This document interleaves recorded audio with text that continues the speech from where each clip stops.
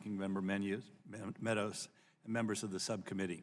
My name is Kevin Kampschroer, and I'm the U.S. General Service Administration's Director for the Office of Federal High Performance Buildings and GSA's Chief Sustainability Officer. I appreciate being invited here today to testify about our work on efficiency and resilience in federal building design, construction, and operation. GSA's mission is to deliver value and savings in real estate, acquisition, technology, and other mission support services across the government.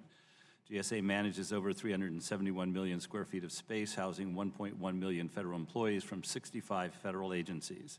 Congress created the Office of Federal High Performance Buildings in the Energy Independence and Security Act of 2007 to enable and enhance federal leadership in sustainable real property portfolio policy, management, and operations. Our office develops best practices, guidance, and tools for government-wide use to advance building innovations in planning, design, and operations that reduce costs and enhance human health and performance.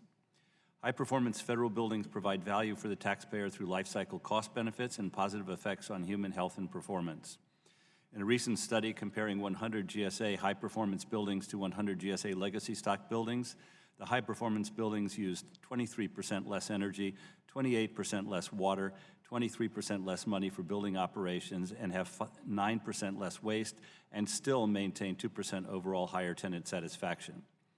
Energy and water savings are even greater when compared to industry benchmarks, 43% lower for energy and 35% for water.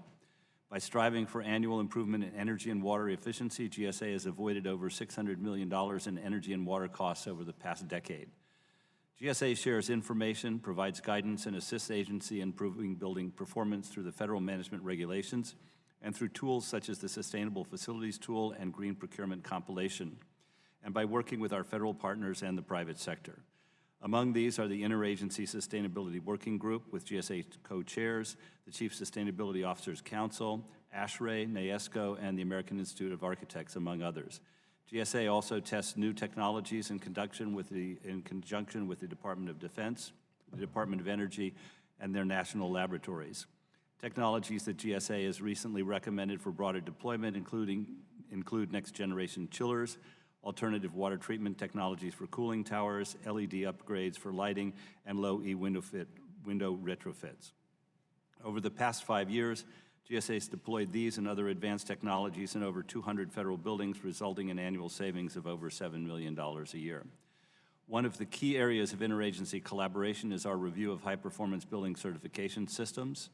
ESA requires our office to complete a review of certification systems every 5 years and to provide our findings and recommendations to the Secretary of Energy.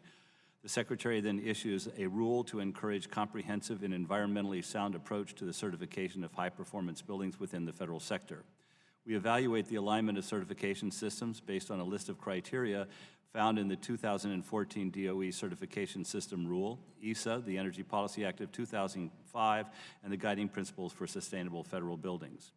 We are now completing our third review and plan to submit our recommendation to the Secretary later this year. Another area of interagency collaboration, one that affects the federal government more broadly, is planning for resilience.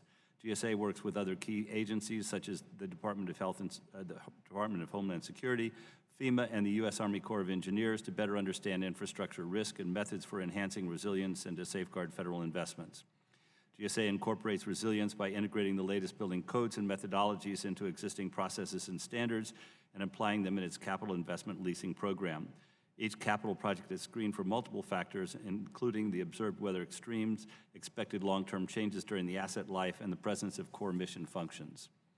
High-performance buildings need to be operated as efficiently as possible, and Congress has recognized that there is a shortage of skilled building professionals needed to keep buildings operating at peak efficiency.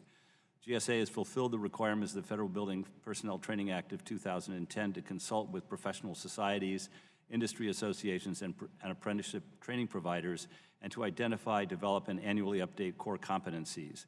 These are for building operations and maintenance, energy management, safety, and design functions. GSA has created an online tool that agencies can use to establish a training baseline and identify training needs.